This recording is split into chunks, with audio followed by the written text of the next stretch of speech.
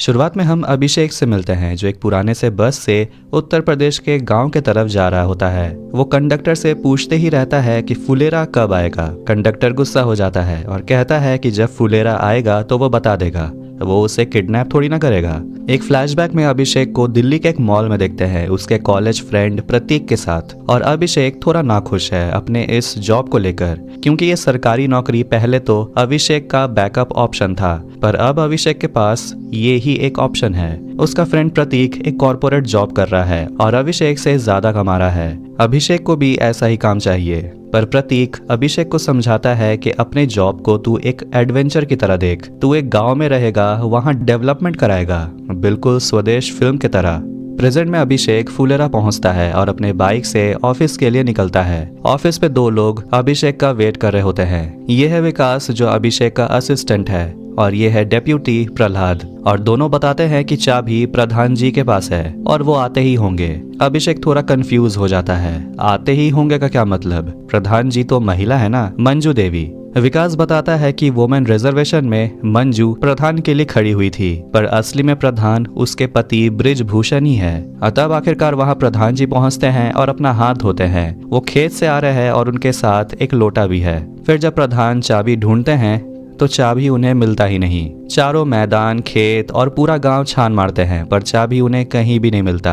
और रास्ते में प्रधान ब्रिज अभिषेक को बताता है कि ये सारा जमीन उसका है। पूरा दिन निकल गया पर चाबी कहीं नहीं मिलता है, और अभिषेक तंग आकर कहता है ताले को तोड़ देने, पर ब्रिज कहता है ताला नहीं टूटेगा क्योंकि ये ताला असली में उसकी बीवी मंजू देवी का है। ब्रिज ताला बनाने वाले को बुलाने को कहता है और विकास को कहता है कि अभिषेक का बाइक लो और ताला बनाने वाले को लेकर आओ। अभिषेक ये सबसे खुश नहीं है, पर वो कर भी क्या सकता है। अब ब्रिज को उसकी पत्नी मंजू का कॉल आता है जो बहुत गुस्सा है कि चाबी हरा कहाँ गया, और ब्रिज जब घर पहुंचता है तो झगड़ा जारी रहता है। ब्रिज अपनी पत्नी से कहता है कि वो एक रात के लिए अपने पंचायत सचिव को अपने घर में ही रहने देते हैं, पर मंजू मना करती है क्योंकि घर में एक जवान बेटी है। अभिषेक एक दुकान में जाता है और बिस्किट खरीदता है और दुकानदारों से पूछता है आप कौन हो। अभिषेक बताता है कि वो पंचायत का नया सेक्रेटरी है, और ये सुनकर एक गरीब आदमी अभिषेक से मदद मांगता है और कहता है कि उसे मजदूरी का पैसा नहीं मिला है। अभिषेक को ये सुनकर बुरा लगता है, पर उसे कहता है कि जब ऑफिस खुल जाए तो आ जाना। विकास वापस आता है पर ताला बनाने वाला है ही नहीं, और बाइक का इंडिकेटर भी टूटा हुआ है। विकास पूरा कहानी अभिषेक को सुनाता है, जिसे सुनकर अभिषेक और गुस्सा हो जाता है। अभिषेक गुस्से में कहता है अब लॉक को तोड़ना ही पड़ेगा, पर मंजू नहीं मानती। ब्रिज मंजू को समझाता है, अभिषेक को खाने पे बुलाते हैं और एक रात के लिए यहीं रहने देते हैं, पर मंजू परेशान होकर कहती है कि ठीक है ताले को तोड़ दीजिए। रात में अभिषेक ब्रिज के घर खाना खाने आता है और उन्हें कॉल आता है कि ताला टूट गया है। असली में दरवाजा ही टूट गया। पता चला कि ताला दरवाजे से ज्यादा मजबूत था। फिर अभिषेक फाइनली अपने ऑफिस में एंटर करता है, और अभिषेक अपने सिचुएशन से बिल्कुल भी खुश नहीं है। वो अपने दोस्त को कॉल करता है और दुखी होकर कहता है कि वो वापस आना चाहता है, पर उसका दोस्त उसे समझाता है कि तू पागल मत बन, IIM में वर्क एक्सपीरियंस का जरूरत होता है, इसीलिए तू ये जॉब कर और काम खत्म होने के बाद 4 घंटे कैट के लिए प्रिपरेशन कर।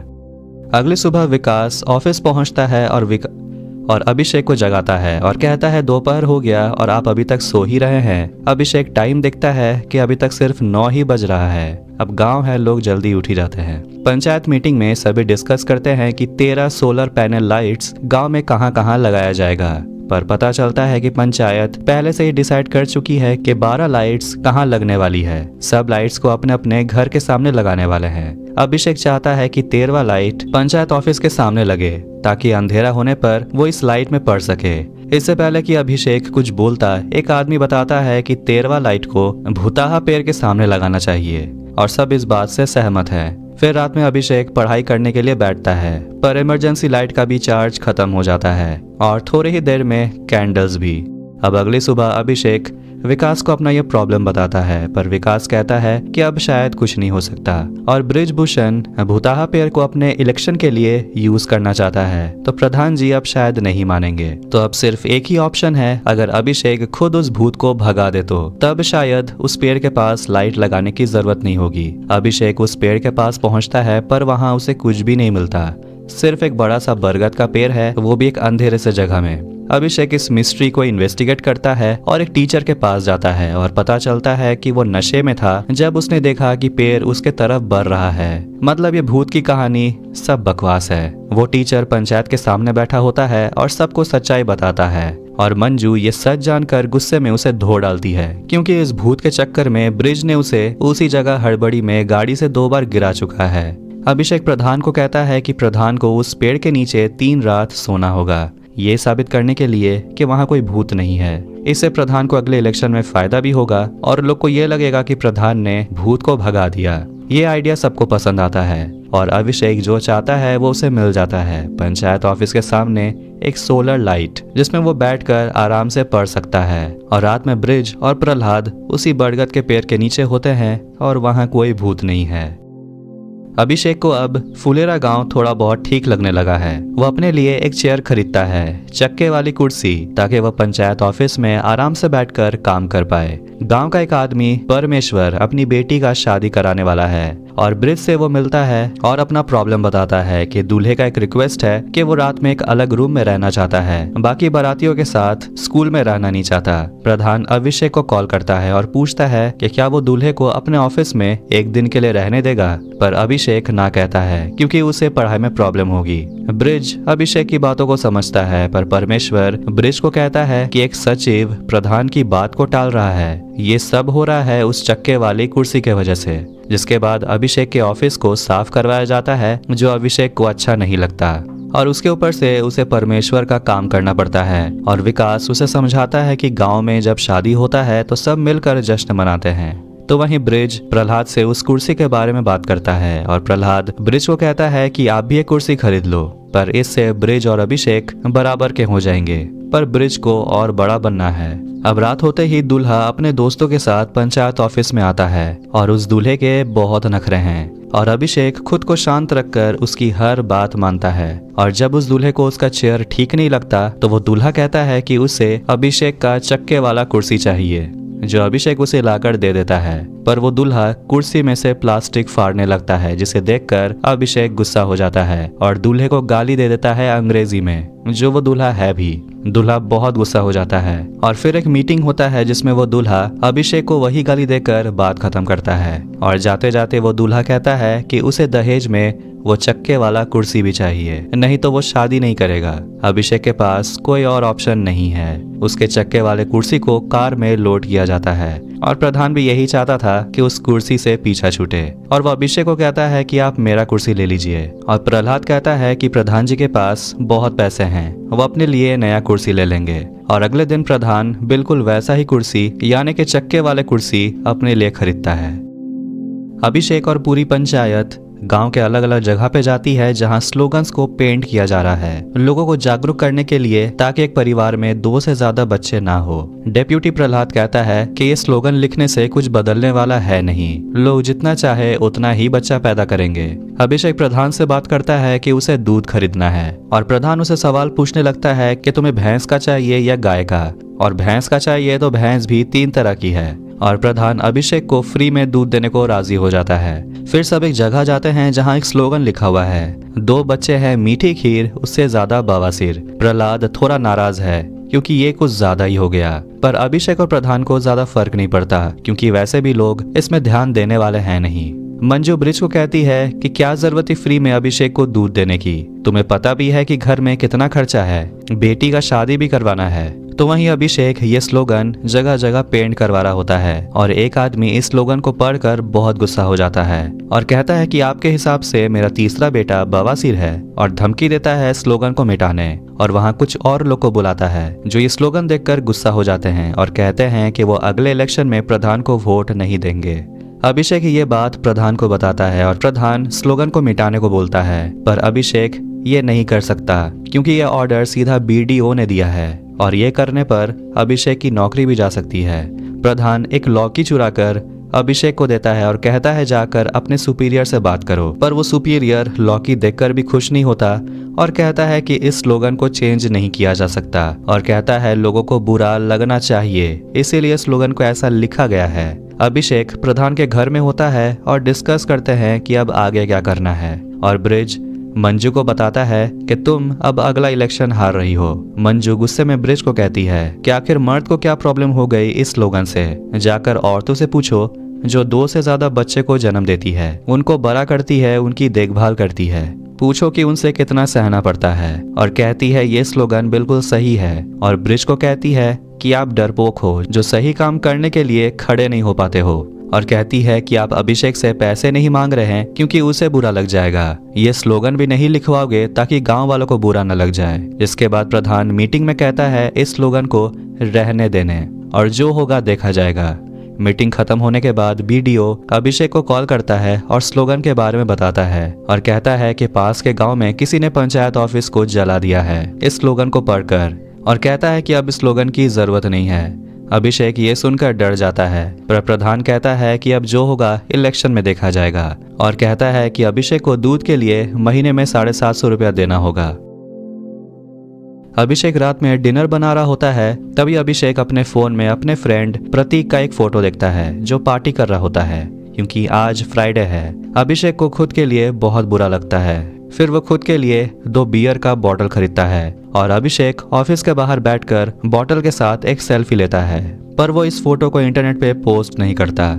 अगले दिन अभिषेक सोकर उठता है और देखता है कि उसने अपने ऑफिस का दरवाजा रात भर खुला छोड़ दिया था और डर जाता है ये देखकर कि ऑफिस का मॉनिटर चोरी हो गया है। अभिषेक प्रधान को कॉल करता है और प्रधान विकास के साथ ऑफिस आता है और प्रधान अभिषेक पे बहुत चिल्लाता है कि अभिषेक इतना लापरवाह कैसे हो सकता है, और अब उसे अभिषेक पे भरोसा नहीं है और कहता है कि अपने लिए बाजार में जाकर एक नया रूम ढूंढ लेने। प्रहलाद और अभिषेक पुलिस स्टेशन जाते हैं कंप्लेन लिखवाने, और वो ऑफिसर इस केस को लेकर कुछ ज्यादा सीरियस नहीं लग रहा क्योंकि सिर्फ एक मॉनिटर ही तो चोरी हुआ है, और कहता है कि जाकर एक बार खेत में चेक कर लेने क्योंकि चोर ज्यादा सामान खेत में ही छोड़ आते हैं। अभिषेक गुस्से में कहता है कि आप अपना काम कीजिए, और वो ऑफिसर अभिषेक को ही ताना मारता है कि ये सब कुछ अभिषेक के वजह से ही तो हुआ है, उसे ड्रिंक करने के लिए किसने बोला था। फिर प्रहलाद दोनों को शांत करवाता है।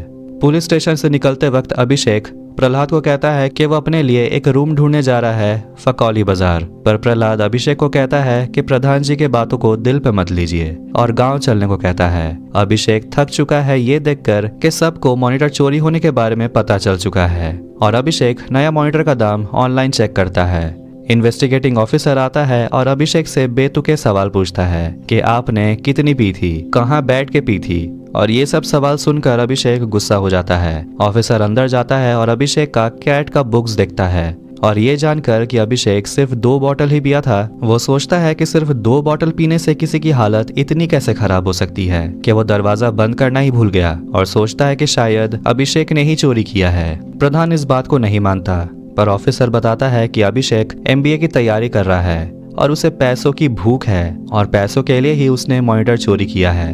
इंस्पेक्टर फिर से अभिषेक को इंट्रोगेट करता है कि आपने रात में ड्रिंक क्यों किया था, और अभिषेक गुस्से में और फ्रस्ट्रेट होकर बताता है कि उसका मूड ऑफ था, वो थक चुका है अपनी बोरिंग लाइफ से। पूरे दिन काम करने के बाद 4 घंटा पढ़ाई करना पड़ता है रात में, पर रात में इलेक्ट्रिसिटी नहीं रहता और काम करने के बाद बात करने के लिए कोई नहीं रहता। उसकी यहाँ कोई सोशल लाइफ है ही नहीं, इसीलिए उसने ड्रिंक किया क्योंकि वो अकेला था। इंस्पेक्टर फिर भी अभिषेक की बातों को नहीं मानता, और प्रधान इंस्पेक्टर को जाने को कहता है क्योंकि अभिषेक लापरवाह है पर चोर नहीं। उस रात प्रधान को अभिषेक के लिए बहुत बुरा लगता है और कुछ खाना पैक करके अभिषेक के पास जाता है, और चारों बैठकर बियर पीते हैं और एंजॉय करते हैं, और प्रधान उनके साथ एक सेल्फी क्लिक करता है। फिर अगले दिन वो चुराया हुआ मॉनिटर अभिषेक को ऑफिस के बाहर मिलता है, और एक नोट भी होता है जिसमें लिखा हुआ है कि उस चोर को लगा ये टीवी है। अभिषेक एक दुकान में अपना एक फोटो क्लिक करवाता है और उसे कहा जाता है कि कल सुबह 11 बजे फोटो आकर ले लेने। अभिषेक और विकास का 2 लोग से झगड़ा हो जाता है क्योंकि वो दोनों लड़के अभिषेक के बाइक पर बैठे हुए थे, पर अभिषेक कहता है बाइक में नहीं बैठने वरना बाइक गिर भी सकता है, पर दोनों इस बात को मानते नहीं और उल्टा गुस्सा भी हो जाते हैं, और एक लड़का कॉल करके अपने गुंडों को बुलाता है अभिषेक और विकास को पीटने के लिए। अभिषेक थोड़ा नर्वस हो जाता है और वहां से जाने का सोचता है, और उस आदमी को दुकानदार से पता चलता है कि अभिषेक कल सुबह 11 बजे अपना फोटो लेने आने वाला है। वो लड़का अभिषेक को कहता है तो फिर कल 11 बजे तैयार रहना। रास्ते में अभिषेक विकास को इन फालतू झमेलों में नहीं पड़ने को कहता है, पर विकास कहता है कि यह आत्मसम्मान की बात है और ऑफिस पहुंचकर विकास प्रधान को कॉल करता है, पर अभिषेक कहता है कि इस बात को ज्यादा ना खींचने। पर विकास सोचता है कि अभिषेक उनके धमकी से डर गया है। अगले दिन अभिषेक 11 बजे नहीं बल्कि 2 बजे जाता है फोटो लेने, पर वो दुकानदार कहता है कि उन आदमियों ने फोटो को डिलीट कर दिया। उस रात वो दोनों लड़के अभिषेक को कॉल करते हैं और अभिषेक को भड़काते हैं। अभिषेक गुस्से में उनको चैलेंज करता है और दोनों कल मिलने का प्लान बनाते हैं। लड़ाई के लिए चारों पूरा तैयार होकर गॉगल्स पहनकर निकलते हैं और वहां पहुंचकर प्रधान उनको अपना राइफल दिखाकर डराता है, पर गुंडे समझ जाते हैं कि यह राइफल नकली है और प्रधान को धक्का दे देते हैं। ये देखकर अभिषेक गुस्सा हो जाता है और राइफल लेकर पागलों की तरह उन पर हमला करता है और वो गुंडे अभिषेक का ये पागल वाला रूप देखकर डर जाते हैं। फिर अगले सीन में अभिषेक उसी स्टूडियो में फोटो खिंचवाता है और कैट का एप्लीकेशन सबमिट करता है। ऑफिस में विकास और प्रधान मलकोपुर के एक लड़के के बारे में बात करते हैं जिसे प्रधान अपनी बेटी का शादी करवाना चाहता है, पर वो लड़का दहेज ज्यादा मांग रहा है। 80,000 सैलरी में 20 लाख दहेज मांगना बहुत ज्यादा है। विकास अभिषेक से पूछता है अगर आप होते तो कितना मांगते हैं। अभिषेक कहता है वो दहेज लेता ही नहीं, पर प्रधान कहता है कि 20,000 सैलरी में आपको सिर्फ 5 लाख ही दहेज मिलता, जिस पर अभिषेक कहता है कि अगर उसका IIM में एडमिशन हो गया तो उसका मंथली सैलरी 1 से 1.5 लाख होगा, फिर भी वो दहेज नहीं लेगा। प्रधान मुस्कुराते हुए अभिषेक को देखता है। एक आदमी दीनबंधु ऑफिस पहुंचता है अपने बच्चे का बर्थ सर्टिफिकेट बनवाने और विकास उस आदमी से कहता है कि आपने अपने बेटे का नाम आत्माराम क्यों रखा, ये काफी ओल्ड फैशन नाम है। अभिषेक को कहता है थोड़ा नया या मॉडर्न नाम बताने और अभिषेक बताता है आरव, जो अक्षय कुमार के बेटे का नाम है। दीनबंधु को यह नाम बहुत सही लगता है और सर्टिफिकेट में आरव ही लिखवाता है। प्रधान घर में अपनी पत्नी से कहता है अपनी बेटी का शादी अभिषेक से करवा देते हैं, पर मंजू मना करती है क्योंकि अभिषेक का सिर्फ 20,000 सैलरी है। पर प्रधान बहुत कॉन्फिडेंट है कि अभिषेक जब कैट क्लियर कर लेगा तो वो लाखों में कमाएगा, पर मंजू कहती है सिर्फ खटने से कुछ नहीं होता, दिमाग भी तेज होना चाहिए। प्रधान सोचता है कि वो चेक कैसे करे कि अभिषेक का दिमाग तेज है कि नहीं। अगले दिन दीनबंधु और उसकी पत्नी सुषमा ऑफिस आते हैं और आरव और आत्माराम को लेकर उनके बीच झगड़ा हो जाता है। अभिषेक जैसे ही पढ़ाई करने बैठता है तो प्रधान व्हाट्सएप में अभिषेक को एक पहेली भेजता है और कहता है 1 मिनट में सॉल्व करने, और 1 मिनट के बाद वो कॉल करता है जवाब पूछने के लिए और अभिषेक मंजू देवी का जवाब सुनकर आंसर दे देता है और अभिषेक कहता है कि कैट में ऐसा क्वेश्चन नहीं आता। प्रधान ऑफिस जाता है और अभिषेक को एक प्रॉब्लम सॉल्व करने को बोलता है जो अभिषेक ने छोड़ दिया था क्योंकि ये बहुत टफ है, पर अभिषेक उसे सॉल्व कर लेता है टाइम से 6 सेकंड पहले। प्रधान जी इम्प्रेस हो जाता है और कहता है कि आप कैट क्लियर कर लेंगे। फिर प्रधान को कॉल आता है और पंचायत पहुंचते हैं दीनबंधु और सुषमा के घर, जो आरव और आत्माराम को लेकर अभी भी लड़ रहे हैं। अभिषेक को एक आइडिया आता है कि बच्चे के सामने 2 उंगली रखने, वो जिसे चुनेगा वही नाम फाइनल कर लेना, और सुषमा और दीनबंधु मान जाते हैं। घर पे प्रधान मंजू को कहता है कि देख लिया अभिषेक कितना स्मार्ट है, पर मंजू फिर भी नहीं मानती और मलकोपुर वाले लड़के से ही शादी कराना चाहती है। प्रधान अपनी बेटी के साथ भी वही टेक्निक यूज करता है अभिषेक और मलकोपुर वाले लड़के में चुनने के लिए, और रिंकी जो सोई हुई होती है वो नींद में अभिषेक को ही चुनती है। सुषमा और दीनबंधु का छोटा बच्चा आरव नाम को चुनता है, जिससे सुषमा नाराज हो जाती है। 2 हफ्ते के बाद अभिषेक कैट एग्जाम देकर आता है, पर वो खुश नहीं है और वो खुद को अपने रूम में लॉक कर लेता है और लगता है अभिषेक का कैट एग्जाम अच्छा नहीं गया। 2 महीना हो चुका है, अभिषेक अभी भी अपने कैट के रिजल्ट को लेकर मूड ऑफ करके बैठा हुआ है। विकास अभिषेक को चीयर करता है उसका मूड ठीक करने के लिए और कहता है कि फिर से तैयारी करने, पर अभिषेक गुस्सा हो जाता है और कहता है कि कैट एग्जाम बहुत टफ है और अभिषेक का इस साल सिर्फ 82 परसेंटाइल ही आया है, जिस वजह से अभिषेक का कॉन्फिडेंस अब टूट चुका है। विकास और अभिषेक ऑफिस के बाहर एक पोस्टर लगाते हैं और अभिषेक ने विकास के ऊपर चिल्लाया, इसलिए वो विकास से माफी मांगता है। अभिषेक मंजू के पास जाता है कुछ डॉक्यूमेंट्स में अंगूठा लगवाने के लिए, और मंजू अभिषेक को ताना मारती है कि अभिषेक कैट क्लियर नहीं कर पाया, और अभिषेक उल्टा मंजू को कहता है कि मंजू भी तो सिर्फ नाम की प्रधान है, रिपब्लिक डे में वो झंडा भी नहीं फहराने जाएगी, सब उसका पति ब्रिजभूषण करेगा। ये बात मंजू को सुई की तरह चुभती है। वैसे झंडा फहराना कोई बड़ी बात नहीं है, नेशनल एंथम गाना थोड़ा मुश्किल होगा जो मंजू को आता ही नहीं, और मंजू के पास सिर्फ 2 दिन ही है। इसलिए अभिषेक मंजू को नेशनल एंथम गाना सिखाता है, पर मंजू ठीक से सीख ही नहीं पा रही। वो एक ही गलती बार बार करती है और अभिषेक गुस्सा हो जाता है। अगले दिन प्रधान मलकोपुर से लौटता है और देखता है कि मंजू को अभी भी राष्ट्रगान याद ही नहीं हुआ। रिपब्लिक डे के दिन प्रधान अपना नया कपड़ा पहनकर ऑफिस जाता है झंडा फहराने, और अभिषेक मंजू को कॉल करके आने को बोलता है। डीएम मेन रोड के तरफ से गुजर रही होती है और एक बड़ा सा होर्डिंग देखती है रिपब्लिक डे का, जिसमें ब्रिज का फोटो भी है और उसके नीचे प्रधानपति लिखा हुआ है, जिसे देखकर डीएम गाड़ी को फुलेरा गांव के तरफ घुमाने को बोलती है। प्रधान जैसे ही झंडा फहराने वाला होता है वहां डीएम पहुंच जाती है और ब्रिज पे चिल्लाती है और ऑफिस के बाउंड्री से बाहर चले जाने को बोलती है, और वो अभिषेक पे भी चिल्लाती है और उसे सस्पेंड करने का ऑर्डर देती है। तभी वहां मंजू आती है ऑफिशियल वार्ड मेंबर्स के साथ, जिनके हस्बैंड्स उनके जगह काम कर रहे थे, और मंजू नाटक करती है कि वो हर साल वही झंडा फहराती है, और डीएम के कहने पर मंजू झंडा फहराती है और फिर राष्ट्रगान भी गाती है, जिसमें मंजू थोड़ी अटकती है, पर ब्रिज मंजू की मदद करता है। डीएम समझ जाती है कि मंजू अपने पति को बचा रही है, और राष्ट्रगान खत्म होने के बाद डीएम मंजू को कहती है कि ऑफिस का काम अब खुद संभाल लें, और अगर कुछ नहीं आता है तो अपने पति से मदद मांगने, और जाने से पहले अभिषेक का भी सस्पेंशन कैंसिल कर देती है। अगले सीन में अभिषेक अपने दोस्त प्रतीक को कॉल करता है और कहता है कि वो फिर से कैट की तैयारी करना चाहता है, जिसके लिए उसे 1 और साल फुलेरा में ही रहना होगा। प्रतीक अभिषेक को कहता है कि गांव में कुछ ऐसा ढूंढ जिसके वजह से तुझे इस गांव से प्यार हो जाए, तब तू पढ़ाई भी ठीक से कर पाएगा। फिर अभिषेक वाटर टैंक के ऊपर जाता है, ये सोचकर कि वो ऊपर से गांव का व्यू देखेगा तो उसे गांव से प्यार हो जाएगा, पर ऐसा नहीं होता। तभी अभिषेक किसी लड़की के खांसने की आवाज सुनता है। अभिषेक उस लड़की को देखता है जो बताती है कि वो प्रधान की बेटी रिंकी है, और अभिषेक ये सुनकर मुस्कुराता है। शायद रिंकी के वजह से अभिषेक गांव से प्यार करने लगे। और इसी के साथ पंचायत सीजन 1 यही एंड होती है। तो वीडियो पसंद आए तो वीडियो को लाइक करें, चैनल को सब्सक्राइब करें ऐसे ही मूवीज और टीवी शोज एक्सप्लेनेशंस के लिए। मिलता है नेक्स्ट वीडियो में। Take care.